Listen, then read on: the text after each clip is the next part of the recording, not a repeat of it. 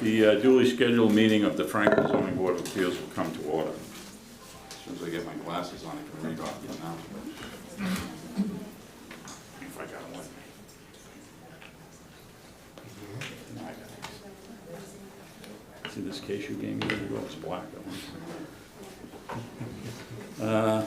Notice hereby given Franklin Zoning Board of Appeals will come to order. The meeting is being held in the Town Council Chambers, second floor of the Franklin Municipal Building, 355 East Central Street, and online via the Zoom platform. This meeting is being recorded and televised, and listing of matters are those reasonably anticipated by the chair which may be discussed at the meeting. Not all items may in fact be discussed, and other items not listed may also be brought up for discussion to the extent permitted by law. This meeting will be held via the Zoom platform. Please log in at zoom.us/ I don't know if that's a J or not, but 92001748658, or you may also join the meeting on your smartphone by calling 1-929-205-6099. Those looking to view the meeting can be viewed live at this time on Comcast 9 or Verizon 29. It is also being streamed directly from Franklin's TV's website. Visit franklin.tv and just click on the Town Hall TV channel. Time being approximately 7:30 p.m.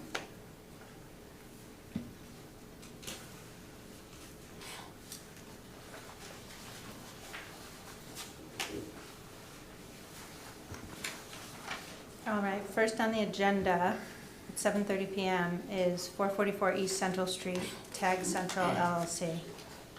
Applicant is seeking a building permit to construct a 264-unit multifamily development. The building permit is denied without a comprehensive permit from the ZBA. I'll entertain a motion that we continue this until after the 7:35 p.m. hearing, because this should be pretty quick. Cooperation with the town on doing the old church up off of Washington Street, but we have to wait until 7:35. So, and the applicant's okay with that? Thank you. All right, we'll clean up some house cleaning. Approval of the April 24th, 2025 meeting minutes. Members have been provided with a copy, either in paper or electronically. If you've had a chance to read it, I'll entertain a motion. I'd like to make a motion to accept the minutes of Thursday, April 24th, 2025. I'll second that, because you were absent. Yeah, I wasn't there. Yeah, okay. Any discussion, additions, deletions? Hearing none. All those in favor signify by saying aye. Aye. In one. Abstention? Yeah, abstention.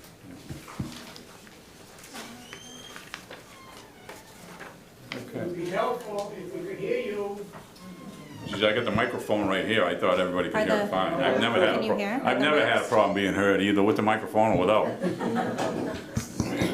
They're not on. They're not on? Is it on? It's on. Yeah, I could hear myself talking. All right. Reverberate that. It's more mumbled. Mumbled, okay. That's the old mumbo jumbo that everybody's talking about.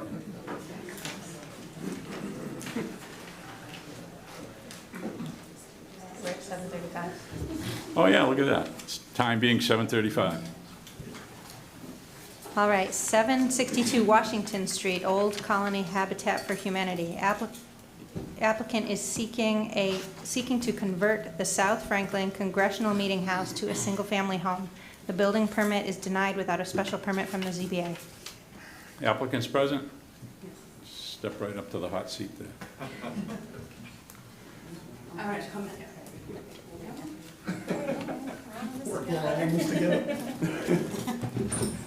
Good evening.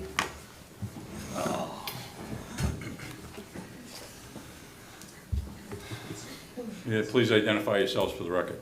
Kimberly Thomas, CEO of Old Colony Habitat for Humanity. Wendy Kamens, Board of Directors. Stephen Manny, build lead for Old Colony Habitat for Humanity. Okay, it's incumbent upon the applicant to tell us what you want to do. So we're gonna convert the church into a single-family home, leaving the outside as it is, but bringing it back to life. We'll preserve the outside of the church and then have a 3-bedroom, 2 full bath, single-family home. Okay. Gus, what's the reason for the special permit? Where is it non-compliant? So, If I could just get there 1 second, Mr. Okay. Chairman. This is Gus Brown, the Franklin Building Commissioner. Yeah, 1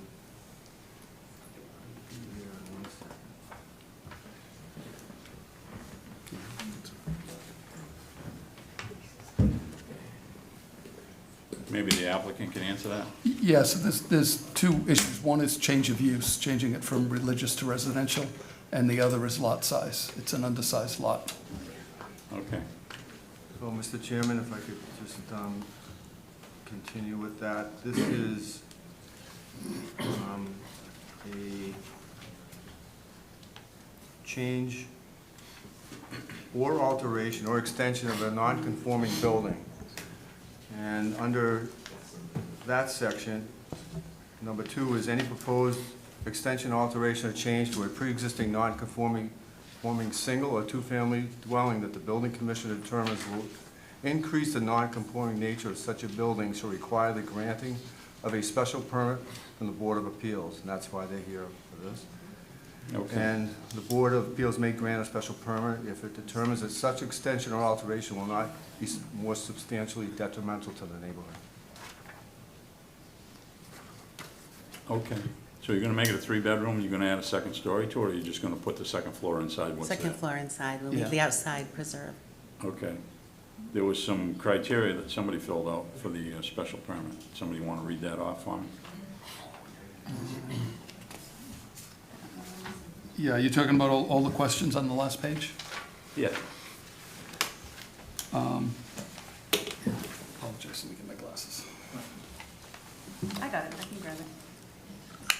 The proposed project addresses or is consistent with neighborhood or town need. The proposed project addresses community needs by preserving a historic church while converting it into a single-family home for a low-income family in need. This aligns with the town's goals of supporting affordable housing and adaptive reuse of historic structures. Vehicular traffic flow, access and parking and pedestrian safety are properly addressed. The project will utilize the existing access points to ensure smooth vehicular traffic flow and adequate parking. Pedestrian safety will be prioritized by maintaining clear walkways and ensuring compliance with all local safety regulations. Number 3, public roadways, drainage, utilities, and other infrastructures are adequate or will be upgraded to accommodate development. Existing public roadways, drainage, and utilities are adequate to support the project. Number 4, neighborhood character and social structure will not be negatively impacted.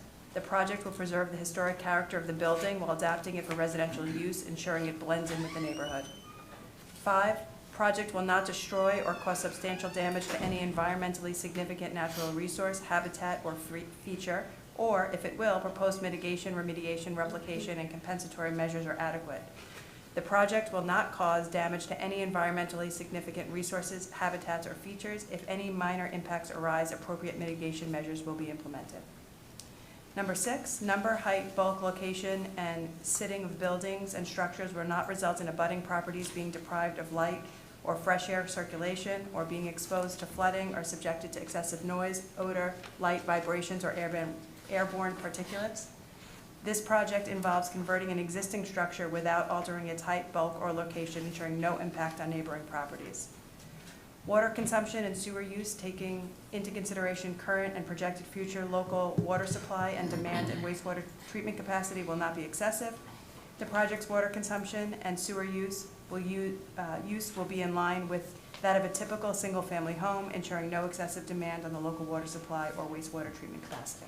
Okay, maybe somebody might want to give us a little overview of who Old Colony Habitat for Humanity is? Yeah, so Old Colony Habitat for Humanity is one of 16 affiliates in the state, and of course Habitat for Humanity across the country and the world. We are a small habitat that has 24 communities, including Franklin, within our service area, and we work with families that are living and working, have good credit, and put sweat equity into their homes that they wouldn't otherwise be able to afford. So it's an affordable mortgage, and we really work with the community and lift the families up and build these homes for families. This is our 13th home. We've been around since 1989, and we've built homes under my leadership in Attleboro, Norton, Taunton, and now we're looking forward to building in Franklin. And this is a for sale property? You're going to rent it, or it's going to be for sale? It's a mortgage, yes, it's for sale. It's owner occupied, and they'll know what they'll have to do for the preservation as well. Okay. there any abutters for 762 Washington Street? 5262. Seeing none, I'll go to the board. Joe, any questions, comments? Sure, this might be to Jamie. Will this always remain an affordable home? Yeah, it will. And the, excuse me, the parcel also has a preservation restriction on it for the exterior. There's $100,000 that we have allocated to the project from community preservation funds. All of those preservation documents have already been recorded with the registry. And so now Habitat actually owns the parcel as well as the preservation restriction. And after tonight's approval, I believe there'll hopefully be a ribbon cutting in about a month, and then I believe work is gonna start sometime this summer, so it'll remain affordable in perpetuity. I remember when I was on the planning board, there was a whole group of us met down there to see what could be done with the building. It did need extensive work. I think Gus was involved at the time. The handicap issues were trying to be addressed. The handicap bathrooms would have had to go in to do anything with it, even as a small hall for the town. The extensive work it would have needed would not be viable for the town. I think this is a great idea. It puts an affordable home on the market and cleans up the neighborhood. It's been like that for a long time, and I think it's a great idea. Thank you. Thank you, Mr. Chair. Archie? Did you make mention that you were going to renovate the second floor, or add a second? We're gonna build the second floor on the inside. Inside. Because it's all open, right? Yeah, it's all open, it's 15-foot ceiling, so the right side will be 2 floors. Okay. And is the property sold, or do you have a buyer? Because usually with Not Habitat yet. and Humanity, the person that owns the house is, they're putting their sweat equity. Yes, exactly. So what we'll do is open up a family application, which takes about 6 months. I have all volunteers, including Wendy and Stephen as well, that work with us. So we have a family services committee that will put out the application, we'll put out an announcement. We already have a waiting list that people will typically sign up through our website, and then we'll go through the vetting process. So we're hoping to have a family, to start with the sweat equity and working alongside sponsors in the community, hopefully between October and December. Great opportunity for someone in Franklin too. Is it just designated for somebody from Franklin, or anybody? Anyone, Anyone? anyone in the service area of the 24 communities living or working, so, Yeah. yeah. Okay. I'm sorry, John, I should have started with you. Go ahead. It's okay. Thank you so much. Have you converted churches like this before in We have your not. group or similar? We have not ourselves with this affiliate, but I'm sure we have an umbrella of Habitat International, so they've done projects like this, so they have a lot of information, a lot of support if we need that. But we work also with the local architect, Sam Williams, who's helping us, so really excited about the opportunity to work with community partners in Franklin. We've been with Sam about four years now. He's been working with us. That was my second question, is who's going to be advising the renovation and the preservation? So it would be Sam? Yes. Okay. And the historical, we'll be working with the With Alan and the Historical Alan Commission. Earls and the historical, they had come out last week, and then we talked about the process of approval and how we'll work with them, and so we'll be working with them as well. Okay. Great, thank you. Thank you. I'm all set, I don't have any more questions. I'll entertain a motion. Close the public hearing. Seconded? Motion made and seconded to close the public hearing. Any discussion? Hearing none. All those in favor signify by saying aye. Aye. All those opposed? None. All right, I'll entertain a motion. Chairman, I'd like to make a motion to grant the special permit for 762 Washington Street, Old Colony, Habitat for Humanity. Applicant is seeking to convert its South Franklin Congregational Meeting House to a single-family home. Building permit is denied without the special permit. I don't think there's any detrimental issues or no detriment to the neighborhood, so I'd like to make a motion to grant the special permit as shown on a drawing dated 4/8/24, Habitat for Humanity, by J.K. Holgram Engineering LLC. Seconded? Motion made and seconded. Any discussion? Hearing none. All those in favor signify by saying aye. Aye. All those opposed? None. Thank you. Thank you very much. We appreciate it.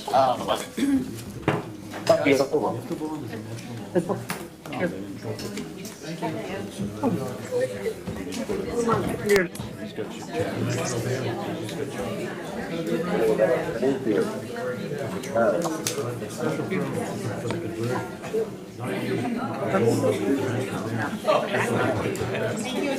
tell. We're all set with what we just did, right? You have to vote on the dimensions. Separate vote. You don't want a kickback? Dimensional for, I don't know, it doesn't show it on your comments here. It shows- Dimensional variance, and also special permit to change lot. what they write on the application is not. Well, I got what you necessarily wrote. I got, the reason for your denial was applicant seeking to convert the church to building permit is different. So, we converted it. We gave them the special permit to convert it to a single family. I didn't know if there's, besides that, it's pre-existing non-conforming, so we gave them the special permit to do it, whether it's, we don't have to give them a variance because it's already there. Right? Where do you see the dimension? I don't know, Joe sees it, I don't see it. It's on the application. Anyway, 7:30, you can step right on up if you want.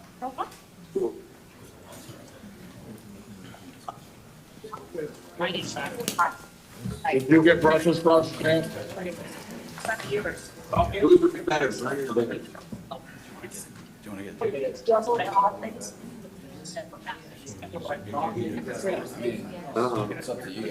But I had keepers on mine too. I don't personally do it, Are you gonna use any of your stock? but. Yeah. Okay. Let them know recuse themselves. I'll be recusing myself. Before you start, I'm just gonna mention that Mr. Halligan's gonna recuse himself.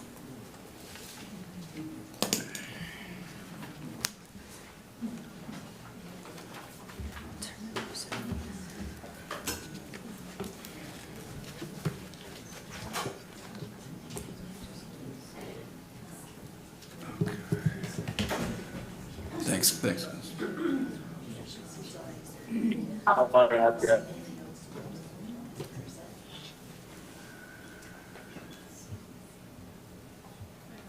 Just for the record, Attorney Babowski is going to join us on Zoom. And I think Joe Penznola from Hancock Engineering is participating through Zoom also. Not that we have any questions for him, because we haven't really done any thorough review yet, so we're waiting for some anticipated adjustments to the plan. So, anyway, go ahead, take it away. All right, good evening, Mr. Chairman and members of the board. My name's AJ Alavisos, as you know. I'm with Tag Central LLC. I'm joined here tonight by my attorney, Peter Freeman, very experienced 40B attorney. Glad to have him here tonight. So I thought I'd just give a quick recap of the presentation we gave last time, of a general overview of the proposal. So the project team, who we introduced at the previous hearing, is listed on the slide here. It's a 264 unit friendly 40B project under the local initiative program. The number of affordable units are 66. That equates to 25%.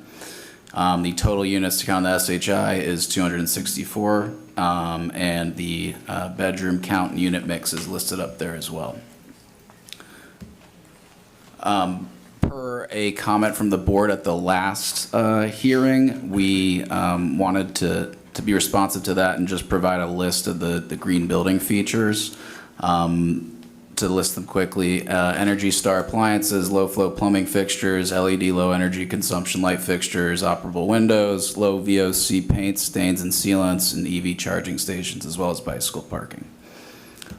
Hang on one second, Gus, they have to do all that stuff anyway, don't they? Sorry? They have to do all that anyway, they're not volunteering. Do all, All the green stuff. The green building stuff? that's the energy code, Yeah. which is part of the building code. I'm Correct. sorry. I think the question was, yeah, I think the question was what are we providing that relates to green building features, and we're providing those. It was me. Site locus map, so everyone's familiar with the location. It's Stobart's Landscape Nursery property, which is shown on the aerial on the screen here. Excellent location for multifamily housing, walkable to convenience retail, including 2 grocers, served by a nearby commuter rail train. All around a very good site for multifamily. Site aerial to the north is Central Street. That's the frontage for the site. To the west is vacant commercial land behind the car dealership, and to the south is the town forest. To the east is residential. The site's about 15 acres. It's bisected in 2 main sections to the left and east, to the east and west of a stream. And some existing conditions photos. The current use of the site as a longtime landscape nursery business operations has naturally created a significant dilapidation and disarray on the property. It's a bit of an eyesore, and as a part of the project, we'll be mitigating all of what you see here on screen. Proposed conceptual site plan. So since our last public hearing, we worked on a revised alternative site plan to be responsive to the board's feedback. The main change here on the site plan is to increase the parking ratio. We were able to increase it pretty significantly by 80 spaces. So the new parking ratio is proposed at 1.65 spaces per unit. The original was 1.35 spaces per unit. We're actually really happy with how this plan turned out, and we actually think it's an improvement over the original plan. Instead of 5 residential buildings, we consolidated it to 4, so there's less building footprint overall across the site. The left side of the site, to the west of the stream, has virtually remained unchanged. The clubhouse was flipped to the other side of the driveway, which is actually a much better location for the clubhouse because it's now closer to the residential buildings to the west, and it's also centrally adjacent to the stream to the south. So you'll have views of the stream from both the pool courtyard as well as interior to the clubhouse, which we're really excited about. And to the east is where the predominant changes occurred. We consolidated 2 3-story buildings into 1 4-story building. We were able to actually increase the buffer and setback from the easterly property line in doing so because we reduced the amount of building footprint horizontally. So overall, it's a substantial increase in the parking ratio. We listened to your comment, and we tried our best to incorporate it into the plans. Not sure what happened there, but that's actually the end of the presentation. Thank you. Here to answer any questions, and appreciate your time. Okay, just so everybody realizes, you might hear almost the same presentations that they made the first meeting. There was a problem with notice. His attorney and our consulting attorney talked. They've agreed not to go for a constructive grant because somebody may not consider that first meeting a legal meeting. And we've decided, well, they've worked it out so that we wouldn't invoke safe harbor. Now, safe harbor could have been done, and the reason why we didn't do it at the time, because we found out about this notice thing quite early on after that meeting. And my problem with that was if we invoked safe harbor, they could have probably just gone for a constructive grant and been approved already without anything there. Is that correct? Is that a good assessment? Yes, because it would have to be consistent. So, you know, in discussing with Mr. Bobrowski, we both agreed that it would be agreed upon by the board and by us that we weren't going to claim constructive grant and that you weren't going to invoke safe harbor. And so there's no issues with going forward, and so I agree with the way you summarized it. Okay, I guess you never gave it to him in writing, but you just said it on TV, correct? I did. Okay. Yeah. All right. I don't recall being requested in writing. Okay, I don't know. I stated it. It's yeah, on the that's record. fine. It's on the record. Let me just, is Mr. Mark Chairman, on the call? can I thank Attorney Freeman? Yeah, I was just going to go to you, Mark. Go ahead. Thank you, Peter, and thank you for stating that on the record. I have really no, that sums up the way we get out of the mistake here on the notice. We move forward now with notice having been provided in accordance with state law, and I look forward to hearing from the peer reviewers that's the next stage. Okay. Thanks, Mark. All right, I'm gonna open it up same way I did last time, 3 minutes, that if you have a comment, it includes your comment. If you got a question, it includes the question, and it also includes the answer that you get from whoever you ask. So if anybody has a question or a comment, Jamie, do you want to say anything before we move to this part of it? No, through Mr. Chairman, I just, in my 10 years here in Franklin, I've never come to a permitting board meeting. I believe in the independence of the ZBA, the Planning Board Conservation Commission. They're either elected by the people of this community or they're appointed through a check and balance process via myself and then the town council. But for all the residents that are here and people listening at home, obviously the town council, myself, staff have received an overwhelming amount of correspondence, questions, concerns, comments, and I spend a vast majority of my day every day emailing, calling people back. I call people back at night. And I thought it would be advantageous that, given the community interest in this, I'm going to try to do my best to attend not just tonight, but each of the ZBA meetings here throughout the entire Stobart's process, so that I'm available for the ZBA, the board, or any of the residents. If you have questions, I'm here and available to try to answer those for folks on a myriad of issues relative to this project, obviously, or the process of the friendly 40B policy. I also know there's a lot of confusion in the community around the 40B numbers and the percentages. I can give updates and talk and answer any questions that the board may have on those things. So I thought it would be helpful. I understand very much, and I know all of the town councilors may not have responded to every single email they've got. They are volunteers. Most of them work all the time. But I am here to make sure that everybody really does understand. We have heard a tremendous amount of the concern and certainly the questions that people have, and thought that it would be better to speak. If there are questions, it would be better for everybody to hear the answer as one here on the record, so everybody can get the same exact information. If the board has any questions, I'm obviously happy to answer them throughout the whole process. Thank you. And the chair. Is that Mark closing out? Okay, why don't you come up to the mic?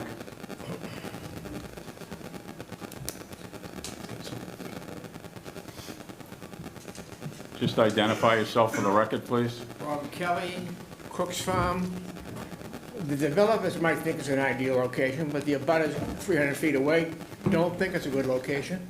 I got enough traffic on Friday morning or Saturday morning coming downtown. I don't need another 300 cars coming out of that location.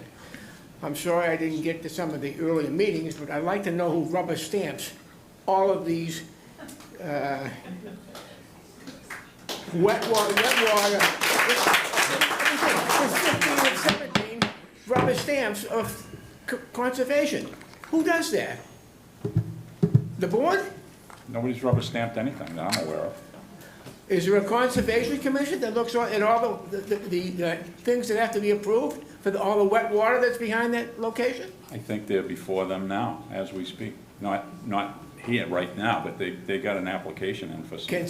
Sir, you said, can you tell me what the percentage of 40B in the town is now? Yeah, it's officially online at 10.86%. But I want to make sure I'm clear about something.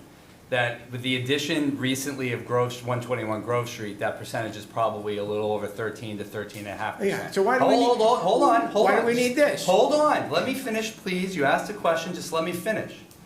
I want to remind the community, as well as the zoning board, as well as others, Glen Meadow in 2017 and early 10, 15 years ago was on the SHI. And then Means nothing to me.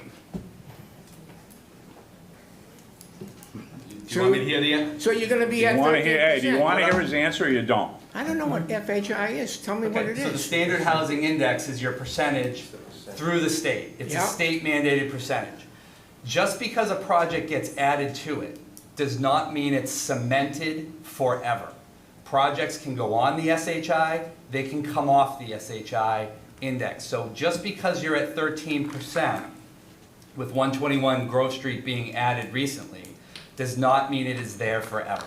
And in fact, we had multiple unfriendly 40Bs in this community, Madeline Village and also over here on Chestnut Street, that when the town did fall beneath 10%, because the town at one point did get complacent about the ratio, Then those projects then go through the unfriendly process, more unfriendly by legal terms, in terms of, then they go to the state, and then you have no control over anything. You have no ability to morph that project. So it is incredibly important for the community to know that just because a project gets added does not mean it is on there forever. I would also note in 2022, the percentage in this community was 11.97%. A year later, that percentage went down over 1% to 10.86 because the market rate units that come onto the ratio, okay, dropped that percentage. The planning board, the ZBA, probably in the amount of units, we gave an update in January before the town council on permitted units of housing presentations online. There's another roughly 100 to 200 units roughly around throughout the community. 2 here, 4 there, 10 there, up on East Central Street, a variety of market rate units that actually jeopardize that 10.86% to bring it much closer to 10. So folks just need to be clear that just because you're at 10.86% now does not mean you're at that forever. You could be within a year from now or 2 years from now, you could actually be under that 10%. And then any applicant like the developer here or anybody else in the community throughout the entire community can go propose a unfriendly 40B anywhere in the community, go to the state. That's when they're going to rubber stamp it, and then they're just going to force it down your throats. The converse to this process is we set up a friendly 40B process. If the town had never set that up, the residents and abutters would have found out about the Stobart's project on March 27th when the abutter notifications went out. But we actually had heard a lot of complaints throughout the community for the years that people did not know what was going on in the community. So when these projects were kind of in their infancy and being proposed and we knew they were coming, we put forth a policy to try to go to do a non-binding review at Planning Board, a non-binding review at the Conservation Commission, and to be able to have more community input. And Your so 3 we minutes is actually over. Let him extended finish. we actually Your extended 3 minutes is done. We So actually, he took my 3 minutes. No, you asked him a question, I Yeah, told you. right. You gotta listen to the instructions. That shouldn't count. I was gonna let him finish his answer, but if, you know, he piped up, he's using up all my minutes. I'd like to give my 3 minutes back to the gentleman. Your name, please? Please take my 3 minutes. Excuse me, sir, can we get your name? Brian Bosley on Grove Street. Thank you. I only have one more question. I'd like to know how many 40B applications have been denied and how many 40B friendly applications have been denied in the last 10 years? Well, the friendly applications is something that just recently came about within the last 3 years. 2 years, yeah. 2 years, actually, yeah. Maybe 3, because I think that one started beforehand. And I gotta tell you that the one on Grove Street started out as friendly, but the town didn't embrace it into the LIPS program, so they went directly to housing. Mass housing. Mass housing, and they approved the eligibility letter, which they need. Everybody needs that to come here. So they approved it without the town signing on to it for the LIP program. It means a local initiative program where the town embraces it. This one here, at 444 East Central Street, has been embraced by the town to go into the You LIP didn't program. answer my question. It's been- How many have been denied? we've only had- No friendlies have been denied. We've only had one Two. up till this point. Yeah, there's only Group 121 in this. Yeah, but we've only, we haven't denied any. We approved one, and this one is just starting out. The process could take 6 months or more. Okay, who's running up next? Hi, my name is Steve Malloy. I'm on Russet Hill Road. Wondered if we could just go back a few minutes and could you re-explain what happened with Safe Harbor? Safe Harbor was an agreement worked out between the town and the applicant that the applicant would apply for a constructive grant based upon we didn't have it wouldn't have been a proper meeting within 30 days. And if I make any mistakes here, Peter, feel free to correct me. And I think, I don't know if Mark's still around or not, but, so because of that, I was hesitant to even bring it up again, because if I was afraid that if we declared safe harbors, Mr. Freeman, what would you have done then? Claim constructive grant. And they wouldn't have, they would have just gone to the state and everything would have been approved without any kind of Okay, mitigation. but I misunderstood. You said there was insufficient notice? Yes, By whom? by the town, well, technically, go ahead, Peter, answer. I believe that a limited number, but some abutters who should have received notice hadn't received notice, so it was re-advertised and re-noticed. Right. So whose responsibility was that? Well, as the town assessors provide the list. Town assessors provide the list to the contractor to provide notice, but the list from the town was inadequate. Listen, we provide the notice. Yes. But he gets the list. I'm just trying to understand. No, he gets the list from the town assessors. He provides the ZBA with the list. The secretary sends out all the notices. The only reason why we found out, because it was a vet nonprofit that wanted to open up right across the street. And the guy went and saw the building commissioner, and he told him, well, how come I didn't get a notice for 444 East Central Street, but I got a notice for 447? So the building commissioner directed him to go to the assessor's office, and the assessors emailed, I think they sent you an email. Why did he call you? I believe that's right. Yeah, he sent them an email saying I screwed up. Who screwed up? The assessor who provided the list. So because he screwed up, and it happens. Yeah. He missed, the notice was deemed insufficient. Yes. For everybody. Yes.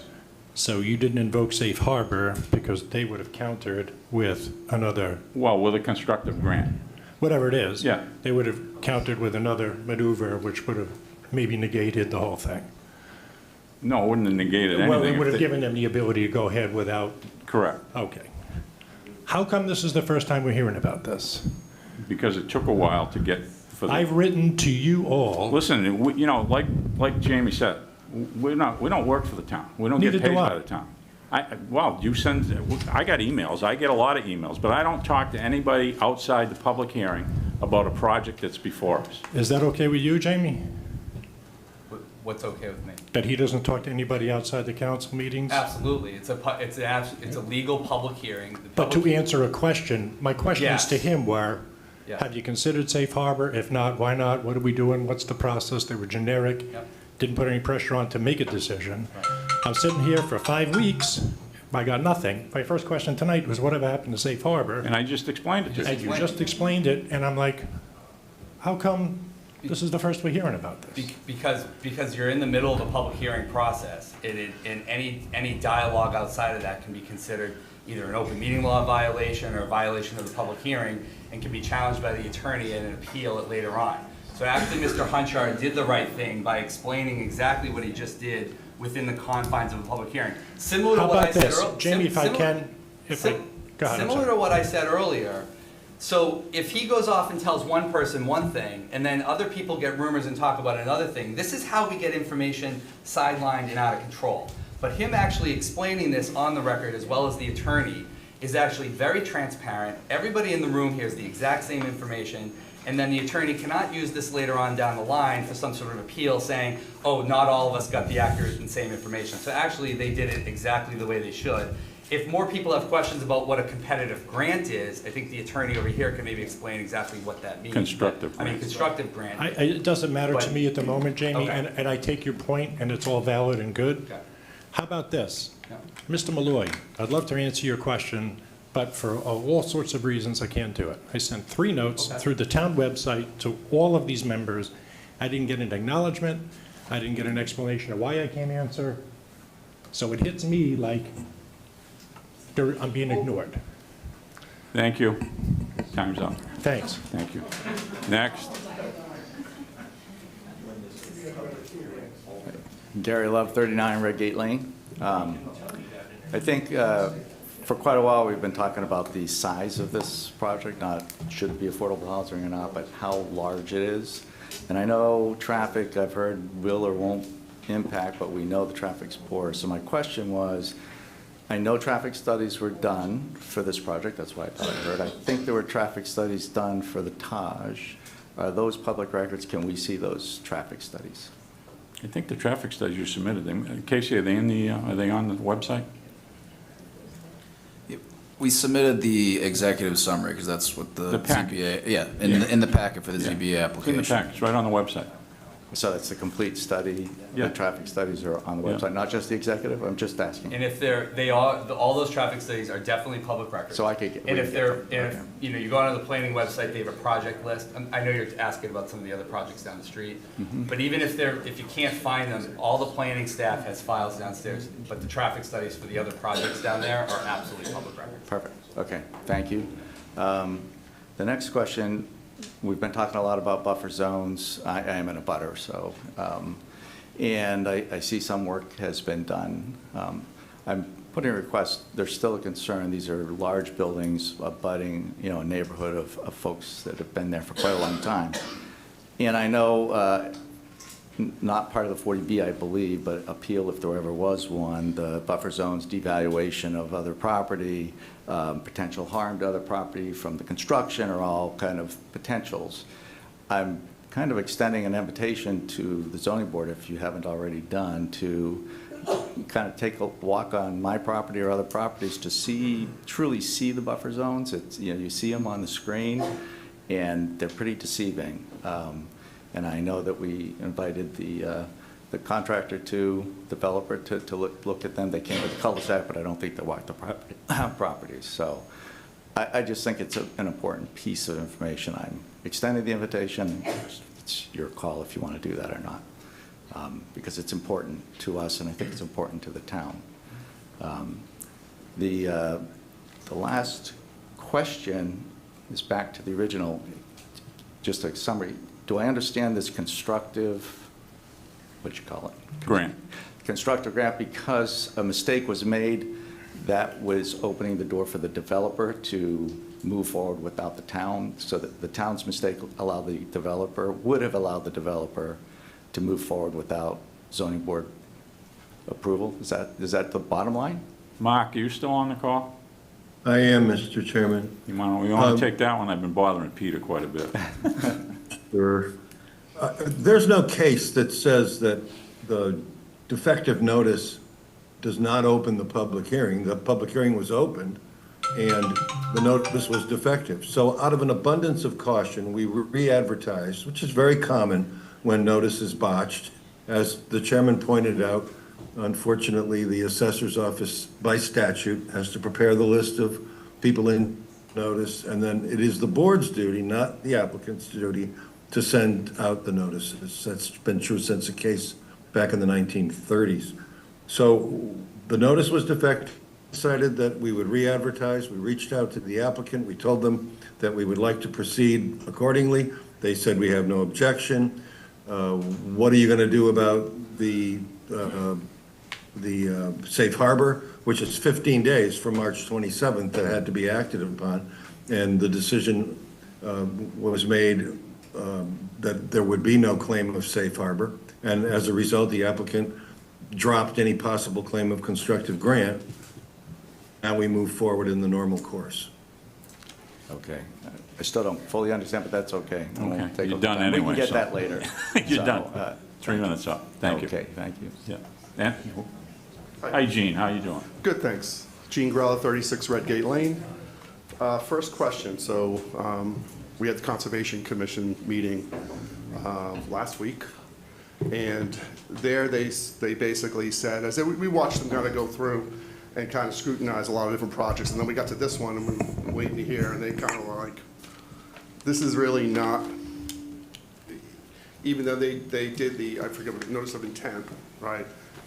Basically, the chair said to me, this is basically in ZBA's court, that it's not for us to make these decisions, or we will rule on whatever the ZBA basically says we can rule on. In other words, so what I want to understand, just long intro, is what is the Conservation Commission's role in this project? What can they rule on? What can't they rule on? Normally, they would take a look at a lot of stuff. You tell me what they can rule on. You want me to Franklin take? Go ahead, Mark. Go ahead. The Concom retains its authority to act under the state DEP regulations for wetlands. That's, I believe it's 315 CMR. And so that doesn't change. Any Conservation Commission has that hat to wear when a wetlands is being altered. And the Concom, it has nothing to do with the ZBA. It has only to do with the Conservation Commission. However, Franklin is one of the towns, and there are dozens, that have adopted more stringent local rules and regulations under a local bylaw and then local regulations. So those regulations and the bylaw fall to the ZBA. Only the locally adopted, more stringent rules and regulations. So normally what's done in a case like this is we identify those values for wetland protection that are not covered under the state law, but are covered under the local law. And we're gonna wanna hear from the applicant about why. They're gonna certainly ask for waivers under the local regulations, and we're gonna wanna hear why the waiver should be granted. The test is whether or not the local concerns are so elevated that they outweigh the need for the housing. And we'll get to that balancing test when the proper hearing comes along in front of the ZBA. Otherwise, it's to the Conservation Commission implementation of the state regulation. Okay. So my other point, and this is for you, Jamie, we're at 13%, 13.6%, I think you said? 13.5. 13.5, then we have, with Grove Street. Then we have this one, and we also have a friendly 40B on 202 Washington Street that's also been proposed.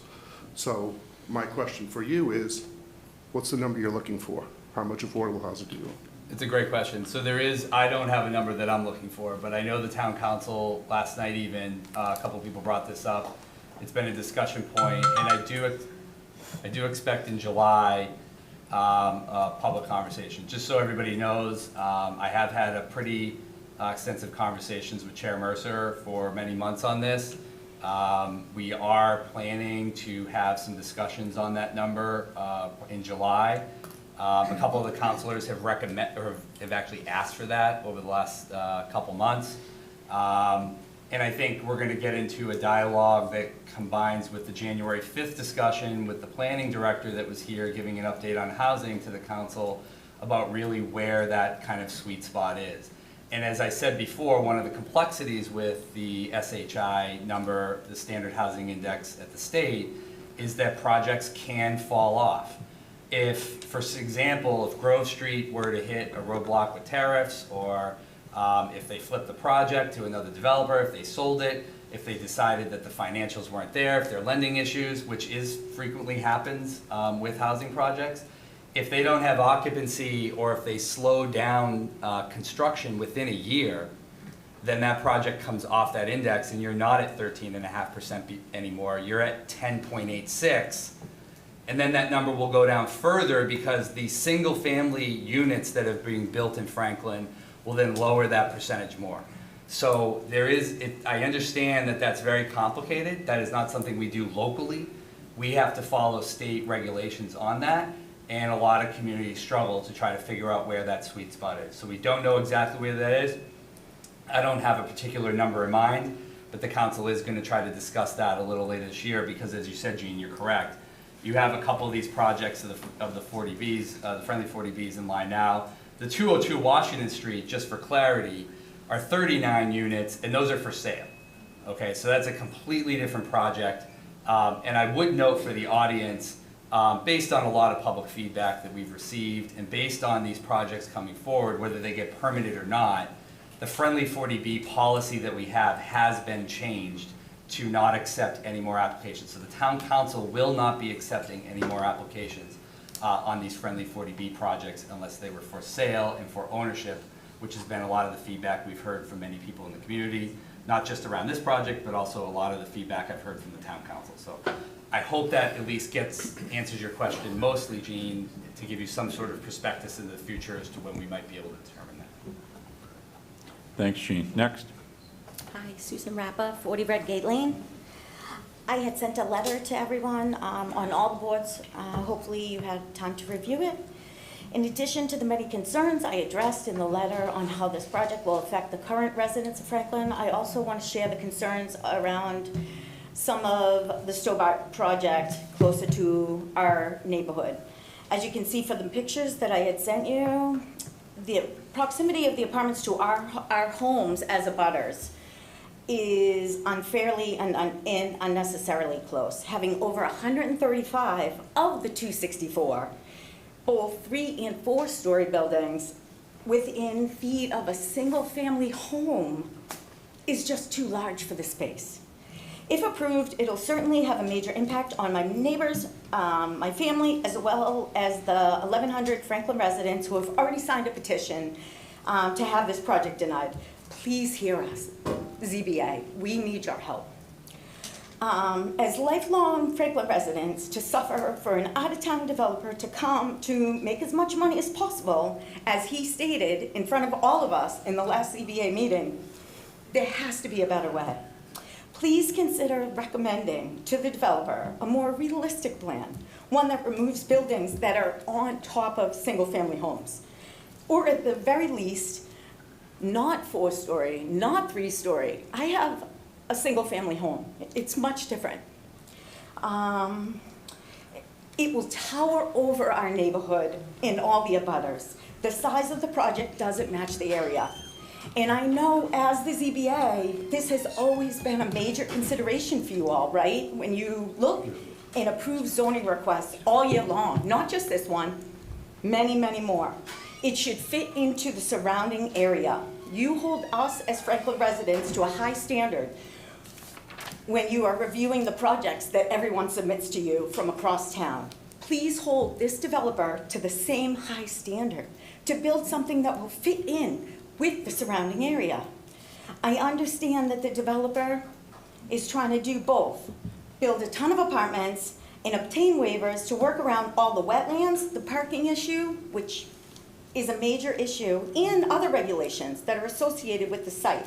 But again, why do we, as Franklin residents, have to suffer while he gets the best of both worlds?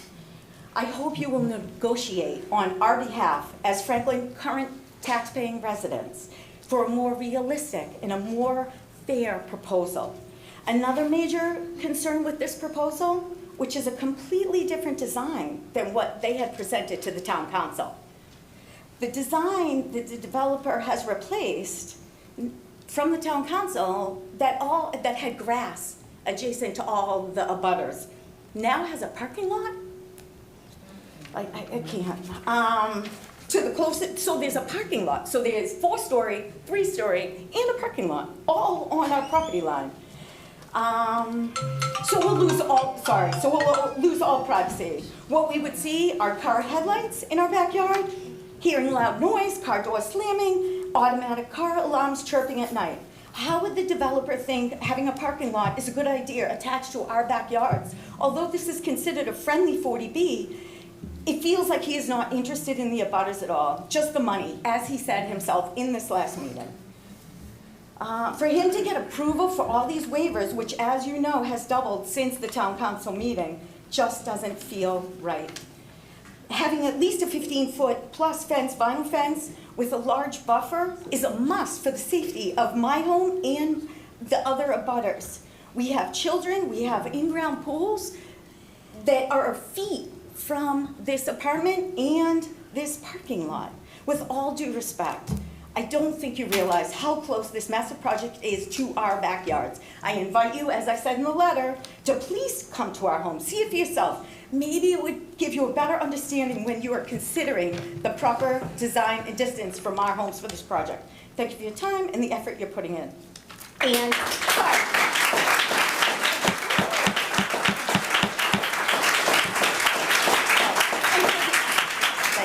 the abutter who said he made a difference by making a building 4-story, for the record, we live in Cooks. We can see the Taj lights and windows as a TC member came to my house and saw herself. So to have a 4-story, 100 feet from my house when I can see the Taj a half a mile is not right. Anyone else? Please help us. Thank you.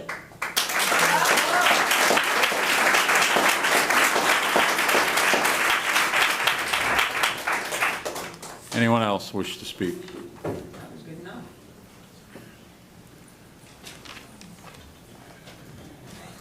Hello, my name is Doug Opelt, and I live at 19 Northern Spire Road in Cooks Farm. And I just want a clarification on the parking.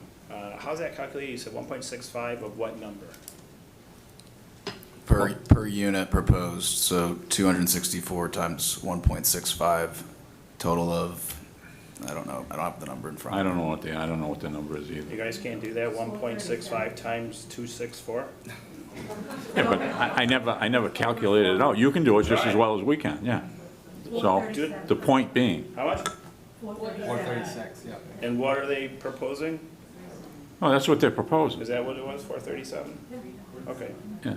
all right, so you're doing 437 cars? We're not saying that, we're saying they're providing 437 spots. We don't know how many cars are gonna be in there. Because the original PowerPoint up there had 330 or 365. I don't remember what it was. I don't remember what it What's the was. numbers, the 330 or Okay. 437? The approval's gonna be more towards what we've done in the past with other projects like this. The project up on Grove Street was 1.74. They came in at something else, and it was low, a lot lower than that, 1.35, 1.25, somewhere around there. It wasn't acceptable to us, so we told him to look at it. He looked at it. He's raised it up to 1.64 or 1.65, whatever it is. 437 parking lots. That's what it comes out to be, yeah. So I'll extend my invitation for you all to come to my house. I have a slightly different issue with my wife and I. We have a detention pond on our property that does not hold water. With the rules of detention ponds, we don't expect that pond to ever hold water. If that does hold water, we will hold Jamie and the town responsible for that, because our house doesn't currently have water sitting in that detention pond. 405,000 gallons of water drain off 15 acres of land for 1 inch of rain. Are these tanks you're putting in for holding 405,000 gallons of water for 1 inch of rain? I don't know. I'm not the engineer that does that, but I just find this project to be excessively large. The Conservation Committee the other night, on Thursday night, about 9 o'clock or so, plus or minus 10 minutes, said very specifically, we don't really care about anyone else's land except for the 444 East Central. So with my land, about probably 75% of it is in the wetlands. So any impact on my land is an impact to wetlands, but according to the chair of the Conservation Committee, he literally doesn't care about my land. So if you want to see the tape, you can look at it. It's about plus or minus 10 minutes on the 9 o'clock hour. So yeah, so I'll just extend my invitation. If you want to reach out, you can come walk my property with me, and I'll show you what I'm talking about. I'm more concerned about water damage on my property, which I don't think anybody else is complaining about that. I hear all the other issues, but no one seems to be listening to what we're saying. The letters I've sent, no response. But I'll leave it at that. Thanks for your help. Thank you.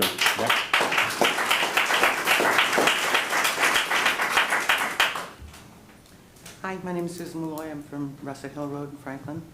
One of my questions is, I don't understand how there would be fire access to some of those back buildings from the back side of it, and I don't think that's safe. And it was very vague as to whether that's been approved, and would this be something that they would waive, fire safety? That's probably one of the only departments in town that sent us a memo on it. They were perfectly fine with the original position that they took. Even that there's no access on the back side of those buildings? Listen, I was told after that I got a memo with, I don't know if it was state law or where it came from, but, and I mean, I can't remember who sent it to me, but it says that they don't need to provide all four around. We suggested that the one up on Grove Street do it, and they complied. We suggested that these guys did it, but obviously they did something else. But in the meantime, the fire department sent a letter out saying that everything was okay, and that they didn't. But the fire department didn't say that they had to get around all four sides. They were happy that they could get around three. Okay, because the last meeting it was kind of vague.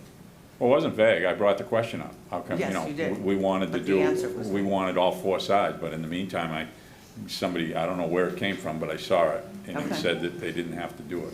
Okay, thank you. Yeah. You gotta understand, you people all sent emails. We get emails from other people too. And people tell us stuff, and I see it, I read it, I know it. I read everyone that everybody sent, that everything sent me, but I'm not in a position to stop and answer them all back, 5 seconds after they come. I figure if you're gonna come to the meeting, which everybody does, everybody's gonna get the same answer when we go here. Yes, Mr. DeRico? Evening, Mr. Chairman. How do you do, Bruce? Members, good evening. Joel DeRico, 72 Deerview Way. I want to just make a comment for Jamie.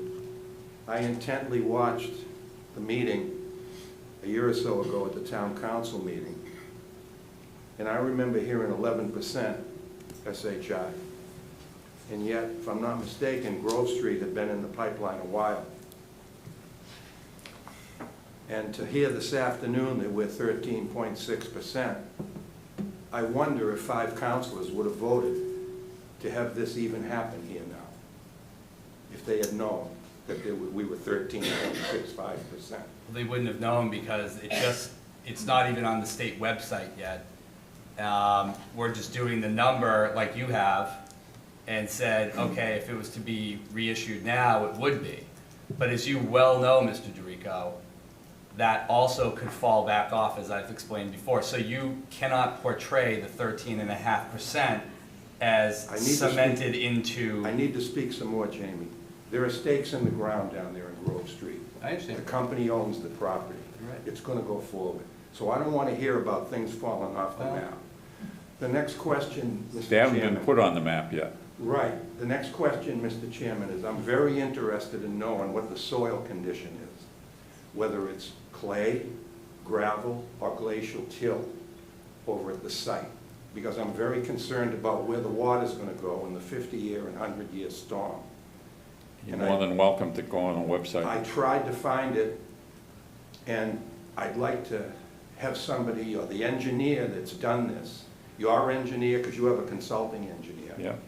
And the applicant's engineer. All our consultants have been put on hold because there Okay. was a prospect that they were going to Fine, change the thing. that's okay. So we haven't done anything yet. I but do understand By the next that. meeting, they'll have a review. Yeah, I just want to bring that up because, you know, I haven't done anything this size in this town. But 70-lot subdivision is pretty good size, and I know the golden rule for any development is what you do with the water. And that's all I bring up about that. And I would also just lastly say that all the people of Franklin are abutters to this project. We're all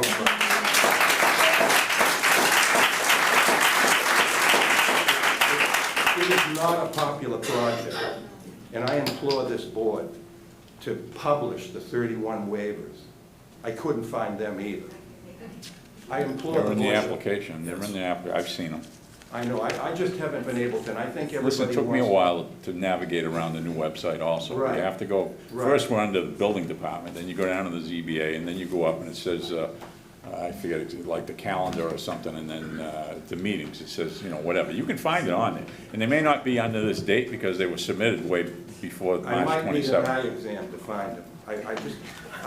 I wish they were a little bit easier to see. You're lucky they didn't shrink your head when you were in Polynesia, Well- you know? Anyway, we're all abutters, and I appreciate your efforts, and, you know, East Central Street, as it stands, cannot handle 500 cars. Thank you.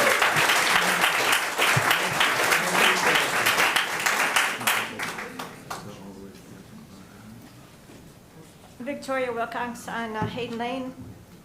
So I just want to say, I also looked for the waivers. I could not find them either. So, you know, there are a lot of us who maybe haven't been involved in this process before, haven't been involved in town governance before, and we're involved, and I think it's to the benefit of Franklin that we're involved.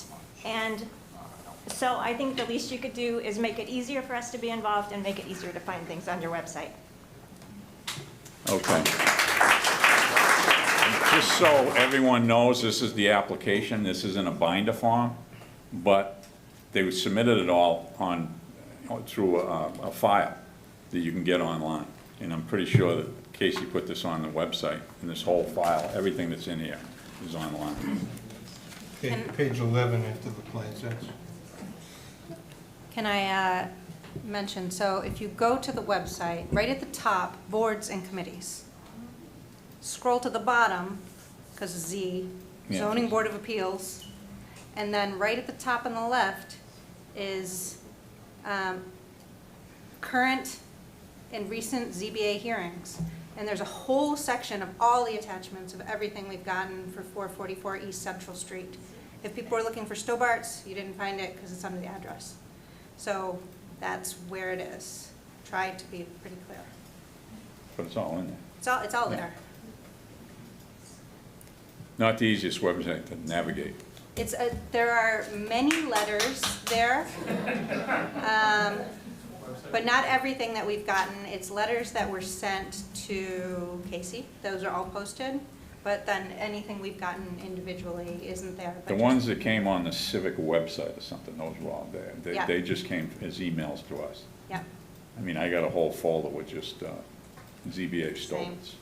The main stuff is ZBA 444 East Central, so. Anyway, Jane, go ahead. Jane Calloway Tripp, 607 Maple Street. Excuse me, I have laryngitis. Thank God. I'll start coming to all your meetings. You That's really be okay. sorry. You got 3 minutes. Use them up. This particular project personally doesn't affect me because I live on the other side of town, and the only time I come up this side of town is to come to this wonderful building or the vets, because it's a pain to get up here. As someone who literally watches and is sitting through all the council meetings for the last many years, every 40B project that comes up, it's always under the guide that we're under 10%. I understand the percentage. I understand what Jamie was just saying about things falling off, and I get all of that. However, every project we have to hit 10%, because if we say no, they go to the state says it's okay, we have no say, it gets done anyway, whether we like it or not. For this project, there has been enough residents speaking up, affecting their homes, their personal lives, their livelihood in this town, that we are above a 10%, that this one could be told no. Because there's no reason to do it. Or it can be redone so that the project fits with the dynamic of the way the town of Franklin has always been. We do not want to look like Framingham. Thank you. Any project that requires 31 variances or waivers tells me it's not a really good project. Because if we have to make that many changes to allow the project to happen, it shouldn't happen. Thank you.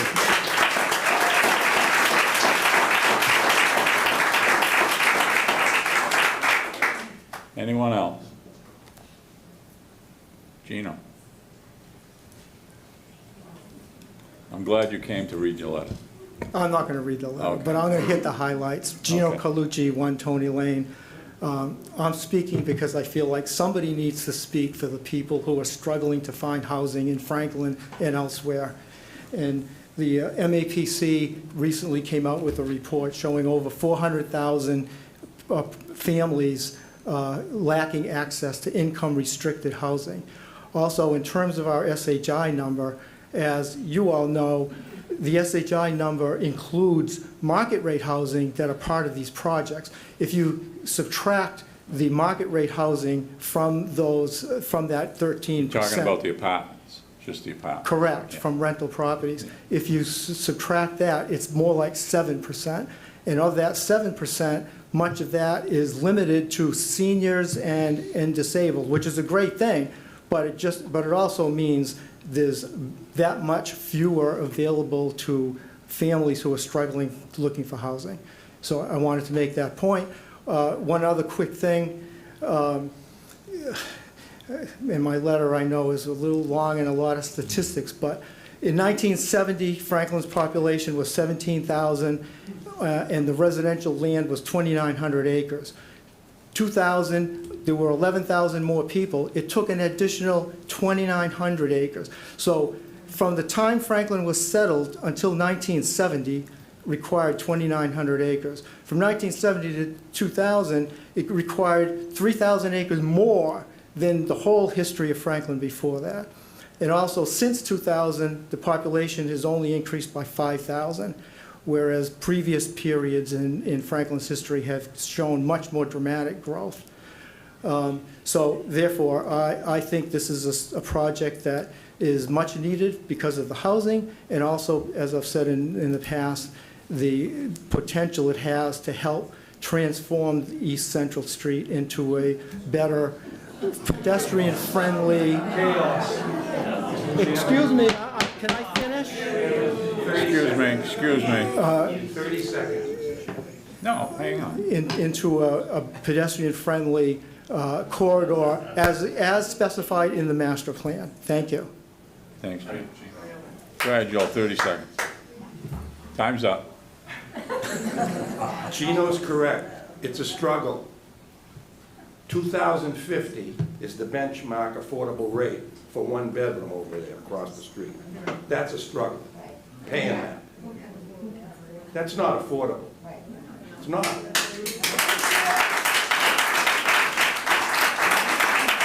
Anybody who hasn't spoken yet? Sorry, Gene, you're gonna have to wait. I'll go first. Hi, I'm Sarah Cronin at 46 Northern Spy Road. I spoke to the town council earlier this year about when my family first moved to Franklin, we were priced out of the single-family market. We got outbid, I think, 3 times, and we eventually purchased a condo in Chestnut Ridge. I remember that. Living in that condo for 7 years allowed us to build up enough equity that when we sold it, we were able to buy in Cook's Farm. One of my concerns about building apartments in general is that it doesn't allow the residents to build up equity to then be a part of Franklin community and to contribute to the town. So I share that just as my background as someone who has gone through a process to try to live here and be in this community, and I'm so happy that we're able to be here. The concerns that I have about this project, and I'm not opposed to building in Franklin, I'm really not. I worry about the water supply. I worry about the impact to well, I believe it's well 4.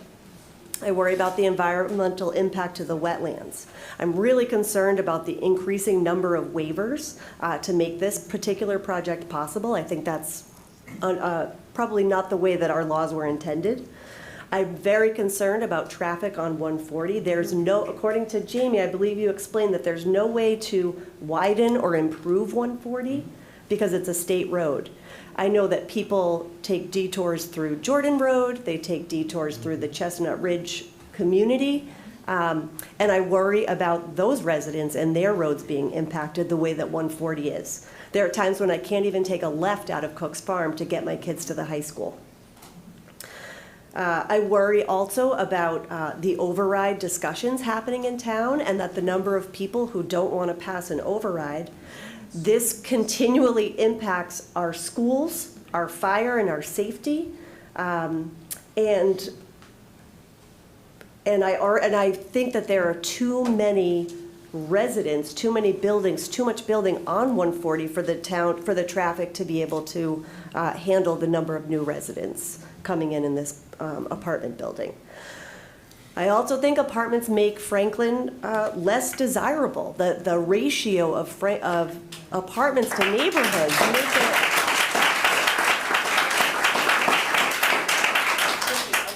less likely for people to want to put down roots here and raise their families, especially with the schools cutting. It impacts our property values, which we all want our property values to continue to grow. I'm concerned that half of the units in this apartment building, 47% are 1-bedrooms, which does not indicate families moving in and contributing to the community. I believe that Franklin should be looking at attracting families. I think families contribute. We walk the town, we go to the common, we add value to this community. And I would suggest, once again, that we reconsider this land and this project to look for someone who will build starter homes and condos so that Franklin can continue to grow their families. Thank you. I have one last question. I don't know if we And got I don't know time, you can ask the question, I don't know if you got time for the answer. That's fine. I guess my question is, thinking about the override comments I made, how does the tax revenue to the town of apartment buildings compare to the tax revenue from single-family homes? You have to go to the assessors and ask them unless Jamie wants to comment on it. Yeah. What's your title? Well, Mathematician. through you, Mr. Chairman. So the chairman's right. So 2 things. So number 1, the override discussion and development absolutely have nothing to do with each other. And I know that I know that some people may not want to try to agree with that. But the superintendent of schools and I have just done dozens and dozens of budget meetings over the last year. And the reason for the override should be, in my view, very, very clear. If you have not been part of any of those meetings or you weren't aware of it, last week I know the town clerk sent out a notice about the special election. There's a QR code on there, I think. It goes straight to the town website. You can go right to franklinma.gov, go to the budget website. We have an override website right there. I just want to be very, very clear. Any revenue that would possibly come in from this site would come in really obviously in tax base. And I did ask the assessors, would you conduct some sort of model? And I think the chairman can speak to this too. I don't believe there's ever been a project, and I can speak on behalf of other towns too, in which the planning board went through a metric and a rubric on exactly how much tax revenue. And the reason for that is, even if this project got permitted this fall, just hypothetically, the project really does not actually, it would take a couple of years to build at a minimum, and that's if there's no other disruptions in market forces, or there's no other disruptions with other permitting issues, or any other disruptions for the developer. So you're now 3-4 years out from even seeing any revenue at a minimum. You're seeing several years out, it may even be 2030 before the assessors actually go out to evaluate the parcel. The parcel right now is assessed at $1.483 million. So the assessors, when they do their evaluation, every 5 years by state law, they'll go reevaluate that property and probably increase it a little bit. Probably not much because it's been a nursery for whatever, 70 or 80 years. But when you change that use, if Mr. Stobart, for example, proposed a by right project in C1 of a shopping mall or another car dealership or another commercial endeavor, that parcel also would be valued at a higher level than what it is valued at today. And so you cannot really, as a town, and I asked the Board of Assessors this, could you put out a prospective model on exactly what that is? And their answer to me was, we cannot do that. The best you can do is try to look at comparative properties within the town and try to compare apples to apples, which is actually very hard. You could go to the Westerly, for example. That's a 21-acre site. This is a 15-acre site. Those are not apples to apples.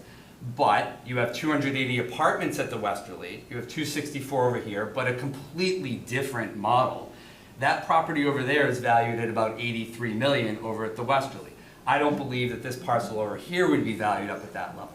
I know that the proponent in some of the materials before has done some just, kind of back of napkin math of like some assessments of what you would see in terms of revenue, but it is very, very hard for our assessors to look 1, 2, 3, 4, 5, or maybe longer years down the road and project. And let's also be real.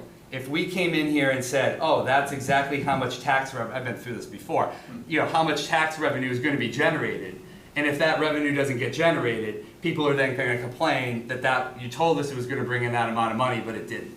The second revenue source that I think would come out is maybe, which is a lot lower, which would be from meals tax revenues or other consumer taxes that would come into our coffers as a part of local receipts. The third revenue source isn't really a revenue source, it's mitigation. And what they will do at the end of the process of this is the board will have a deliberation on any of the mitigation based on the peer review.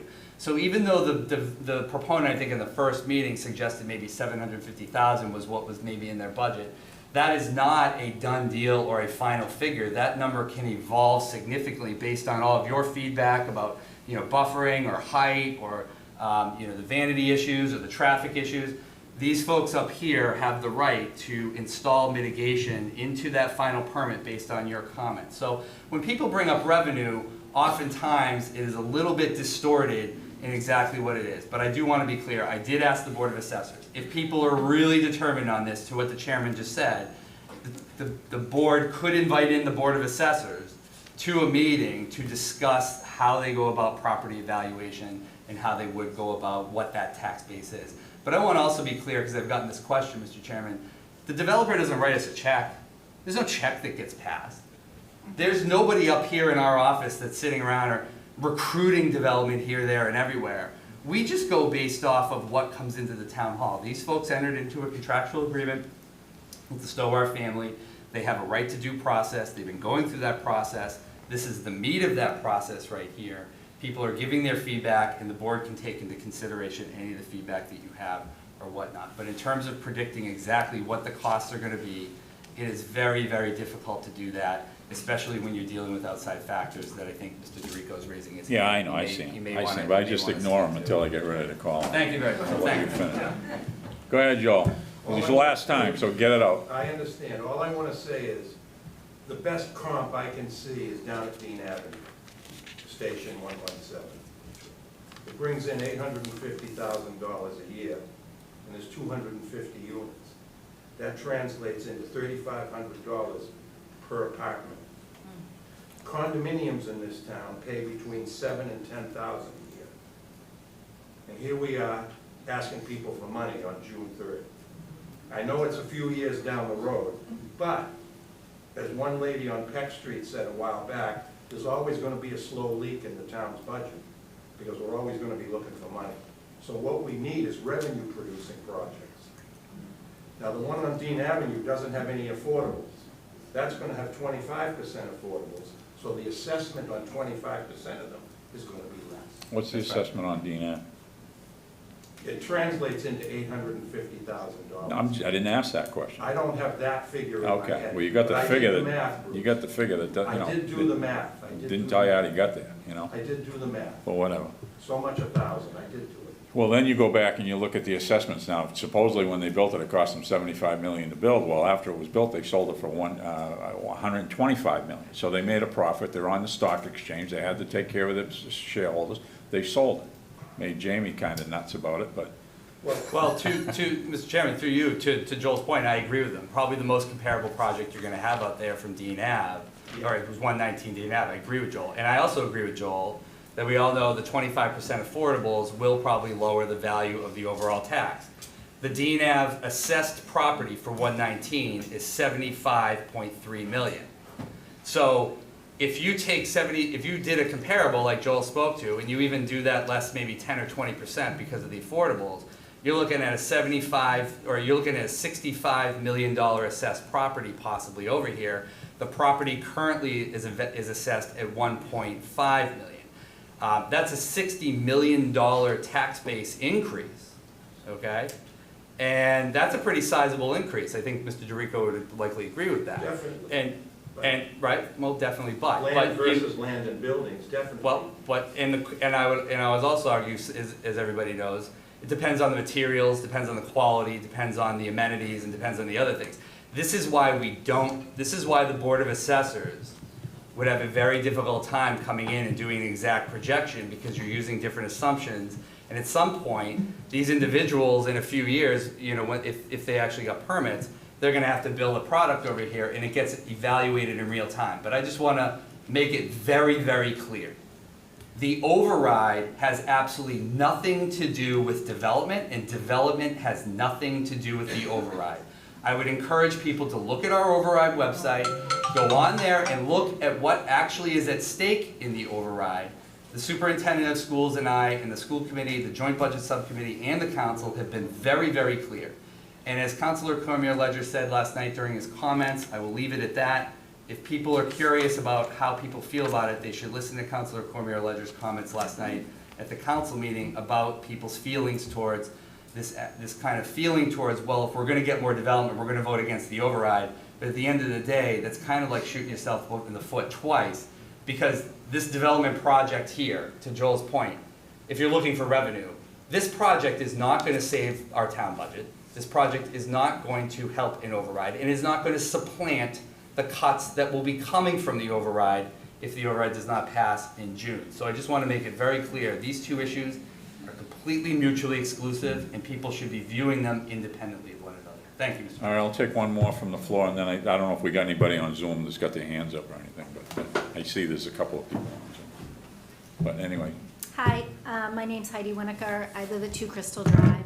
I grew up in Franklin. I've seen the development here. I live over by Elm Street, down on the farm, got all built up with all the Toll Brothers houses, everything. So I've seen Franklin evolve over the years, and it was great. My kids went to school here. I know you say it has nothing to do, the override versus this. However, everyone's thinking you're gonna build this, we never have water. We have a water ban every year. Where's the water coming from? I know you're shaking your head, here's the water, whatever, but There's no water. I see the Facebook posts about the police and the fire. They're going out on these calls. They're calling in people that are off shift to take care of the rides. It's more. She's taking her time It's more up. people. It's more people. They're 2 and 3 bedroom apartments. There's gonna be families in there. It's gonna put more stress on your schools, your roads, your police, your fire, everything. I know you say safe harbor, which somehow that got lost when we could have done that, whatever. But now you have to think. I know you have to look at the big picture, the master plan for the town. This is not gonna make Franklin any money. It's gonna increase basically, even with the tax revenue, you're gonna be paying more because you're gonna pay for schools, you're gonna pay for fire. They're not gonna pay enough in taxes to supplement what that is gonna cost the town of Franklin. Why can't we put condos in there? You guys shot down the Summer Street thing for the condos that would have made the town money. Why can't we put some single-family affordable housing in there instead of apartments? I agree with the other person. Why do we need so many apartments in this town? They're not even all full. You say with the other gentleman that we have this demand. Who can afford $2,000 a month for a 1-bedroom apartment? That's not affordable. I mean, I have 4 kids. 2 of them are living at home because they're saving money because they don't want to move out to the western part of the state where my son was paying $1,400 for a subsidized apartment that his company owned. That's a lot of money for one person. You think a family can afford $2,000 for, you know? I'm sorry, I just think that we should try to keep Franklin the town that it is, not like a Framingham or other. I see the other towns that are keeping the town land and they're making it open space. I know we can't afford to buy that, but there should be some other project that could be designated for that area that would help the town and not more apartments. Maybe we can put this water issue to rest. Can we put the water issue to rest once and for all? Yes, just to be clear, I don't want this to come across, but this is why I was here. I do respect everybody's opinion, and again, as I said earlier, in talking to Chair Mercer for the last couple months, we are going to have some legislation for action in July moving forward to deal with people's feelings on apartments. We absolutely understand it, and I want to be very clear, I'm right here on the record. We have heard loud and clear from all of you, as well as many other people, your desire to not become Framingham. So in working with the council, we are going to put legislation for action later this year to try to cut off that spigot, to try to make sure we do not become Framingham. I want to make sure that's clear. Number 2, regarding, and I mean that sincerely, this is not a joke. We have to adapt in government. We have to try to follow what people are saying. It's not going to be able to be solved for every single project. We understand that. But to many people's concerns, including Jane and many other people, we are now in that territory where we can try to have a conversation about stopping this kind of development to become Framingham, because our percentage over 10% will hopefully be secure for not just another year or 2 for something to fall off, but we were looking at it for like decades to make sure that this can never happen again with what happened with Madeline Village and Chestnut Street and other projects that became just as contentious in town. And I am very confident that the council will take action over the summer to try to cut off the apartment buildings that people have complained about, and that we will try to not become Framingham. So that's I hope that's very clear to folks. The second thing, listen, hold on, I get it. I'm well aware, everyone, that no one wants this project. But the project was filed with 121 Grove Street a year ago or whatever, and they were in the pipeline at a time we were not in this position. I am very sorry that these are the 2 projects that came in when they came in. If they were on the other side of town on Maple Street, people over there would be complaining. So wherever they go, someone's going to complain. At the end of the day, too, on the question of the water ban, we actually have not had a water ban. There is a water ban. There is a water ban on. There is a water ban as part of our Water Management Act permit with the Commonwealth of Massachusetts. The Commonwealth regulates all of our water usage. We are a 100% groundwater sourced community for water, and we have plenty of water within our aquifers and within our groundwater. Obviously, if the state goes into a massive drought situation, if we go into a level 3 drought by the Commonwealth, every community has to go into a water management system and a water ban. We have not had one of those in several years. There was a few years ago where there was a drought condition that was I think it was maybe 3 years ago, where there was a situation where we were in a level 3 drought within all of central Massachusetts. And then we had nothing but rain for 6 months, and everybody had drainage problems on their properties because there was too much water and the groundwater was too high. But I just want to make it clear, and I know the chairman basically said, can we put this to an end? We are not in a water ban situation, and I don't know where people get the idea that we are in a water ban, because we have not issued a water ban. As I just said, on Wednesdays, it is not a town-issued ban. It is only on Wednesdays as issued by the Commonwealth of Massachusetts. The town of Franklin has not issued a water ban. It is on Wednesdays only and is issued by the state. And that is just a good conservation practice. That water ban sign does not mean we have no water. There's a big difference, and I really hope people understand that. That is a big deal. If you think that sign, Gene, have a one-day watering ban. They have. Gene, it's on Wednesdays. I know the Water Management Act permit. It's on Wednesdays. I know that's what it is, but other towns don't. They just have don't put that. a sign up. It's because of They how don't- much, Gene. how big our town is, how much. No, work it's they're not, doing. Gene. It's because they may be on what state, they may be on MWA water from the state. They may have a different water source. Because we are a very rare community that takes 100% of our water from the Charles River Basin from groundwater. I understand your comment, but you're not correct. Other towns have completely different water situations through the state. As I said, the Commonwealth regulates 100% of all water in all communities in eastern Massachusetts. So each community is going to be different. So when you drive into Norfolk and you don't see a sign, or you drive through Medway and you don't see a sign, it doesn't mean they're not under a water ban, or it doesn't mean they don't have issues. But we don't care. I'm trying not to get into other communities, but for Franklin, we are a 100% groundwater community. We have plenty of water under our Water Management Act permit. We opened up a whole nother water treatment plant a few years ago down on Grove Street. And the water ban sign you see on Wednesday is issued by the state as a good practice only because we're a groundwater community. Thank you. I'll end. Casey, anybody online? Can you see that it's got a hand up? Anybody online that wishes to speak?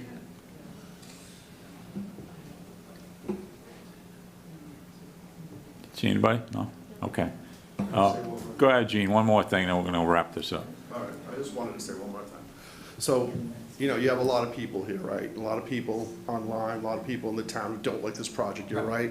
This project is, why does it have to be this way, right? Why can't we have a process that gets us something that will work for the Stobarts, will work for the town, will work for the residents, okay? It's an opportunity for us to build something there that will work, that will be affordable, that will not, overwhelm us with apartments, that will work for town as far as revenue goes. That's what we should be working towards. We should be working towards a solution. And it would work for everybody except maybe the developer here, but the developer here doesn't come from Franklin, okay? This is Franklin's community.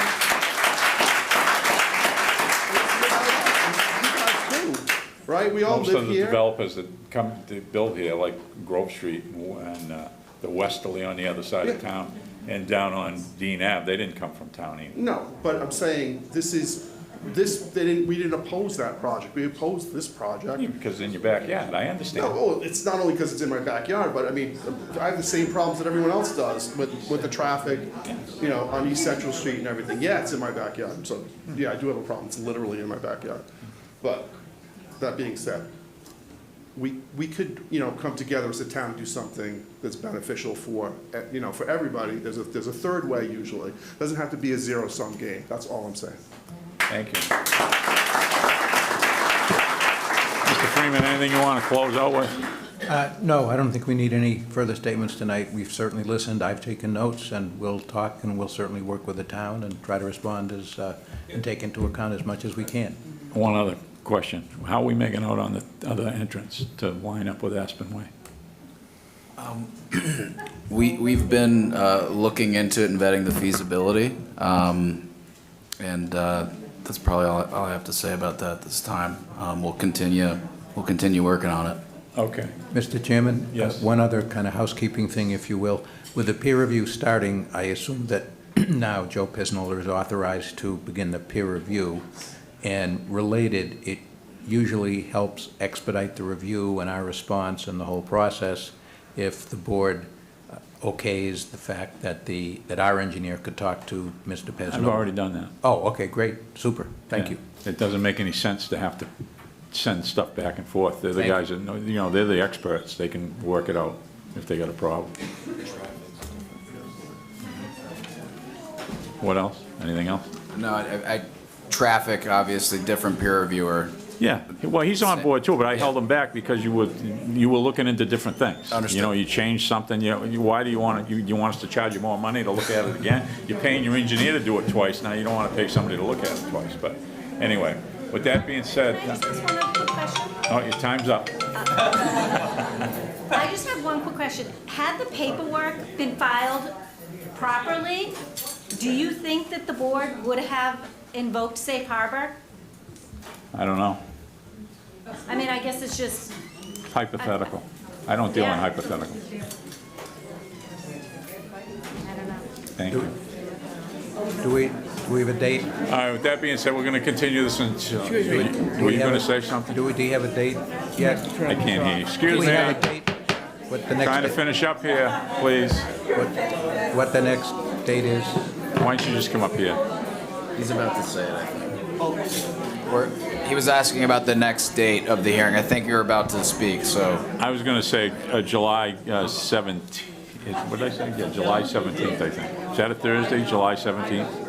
July Yeah, it is, 7th? because it's 14 days after the 3rd. July 7th is a Monday? July 17th should be a Thursday. Is it June or July? July, So 2 months from now? yeah. What date? July 17th. Is there a hearing sooner than that in June that we can get on, by No. chance?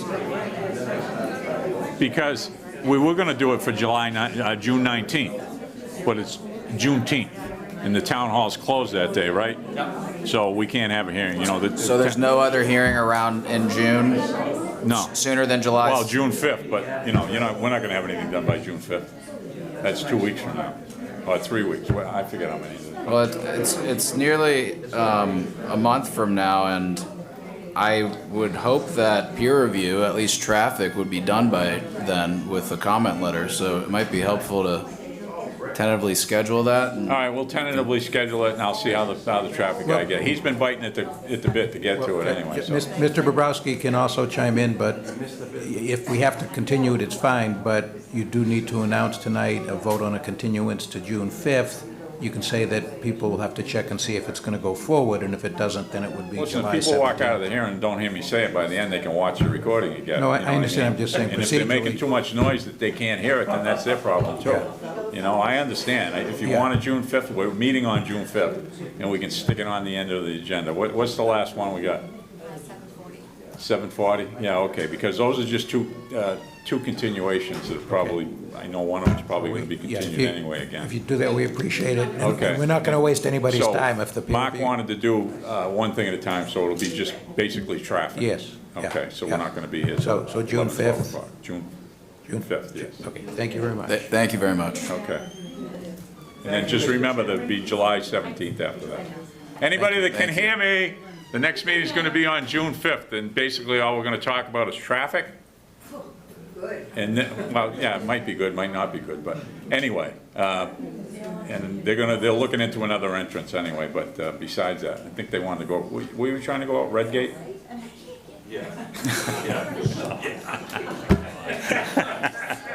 I just wanted to see if everybody could hear me, that's all.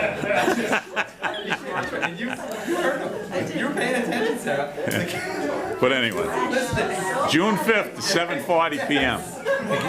We won't hear it before that, but Thank we you. can hear it later if we get carried on with something else. Okay, with that, I'll entertain a motion to continue this until June 5th at 7:40 PM. So moved. Second. Motion made and second. Any discussion? Hearing none. All those in favor signify by saying aye. Aye. All those opposed, nay. I'll entertain a motion for adjournment because we already did the minutes. So moved. Motion made and seconded for adjournment, non-debatable. All those in favor signify by saying aye. Aye. All those opposed, none. Thank you.